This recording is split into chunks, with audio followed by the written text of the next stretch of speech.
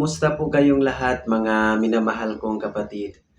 Alam po ba natin na wala nang hihigit pa sa pag-ibig sapagkat sa pag-ibig ay kaya po nitong baguhin ang ating buhay.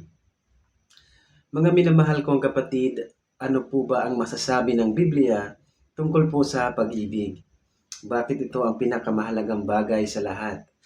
Ito po ay ating mababasa dito po sa aklat ng unang Korinto, Kapitulo 13, sa talatang 1 hanggang 3. Or 1 Corinthians chapter 13 verse 1 to 3. Ito po yung ating mababasa. Makapagsalita man ako sa mga wika ng mga tao at ng mga anghel, kung wala naman akong pag-ibig, para lamang akong kampanang umaalingaw-ngaw o pumpyang na kumakalampag. Kung ako man ay may kakayahang magpahayag ng salita ng Diyos at umunawa sa lahat ng hiwaga, kung mayroon man ako ng lahat ng kaalaman at ng malaking pananampalataya, na anupat nakakapaglipat ako ng mga bundok. Ngunit kung wala naman akong pag-ibig, wala akong kabuluhan. At kung ipamigay ko man ang lahat ng aking mga ari-arian at ialay ang aking katawan upang sunugin, ngunit wala naman akong pag-ibig, wala rin akong mapapala. Hallelujah! Dito po mga minamahal kong kapatid ay pinaabot po sa mensaheng ito na wala pong halaga ang lahat ng bagay. Kahit gaano po tayo kagaling, kahit gaano po tayo kagwapo o kaganda, kung kahit gaano po tayo kayaman, kagaling, katalino, wala po itong saysay kapag wala po tayong pag-ibig.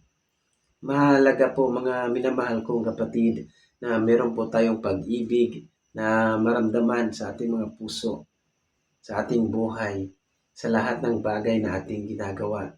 Sapagkat kung meron po tayong pag-ibig, masaya po natin ginagawa ang mga bagay-bagay kahit mahirap. Gaya po ng pagbahagi ng salita ng Diyos, bagamat mahirap, dahil po sa pag-ibig, ito po ay ating nagagawa. Amen. Ganoon po kahalaga ang pag-ibig. At ito po ang ating mababasa dito po sa aklat ng unang Korinto, Kapitulo 13 sa talatang 13. Kaya't ang tatlong ito'y nananatili, ang pananampalataya, pag-asa at pag-ibig. Ngunit pinakadakila sa mga ito ay ang pag-ibig. Dito po mga minamahal kong kapatid ay tandaan po natin ang tatlong ito. Pananampalataya, pag-asa, at pag-ibig. Ngunit ang pinakadakila ay pag-ibig. Amen. Wala nang hihigit pa sa pag-ibig.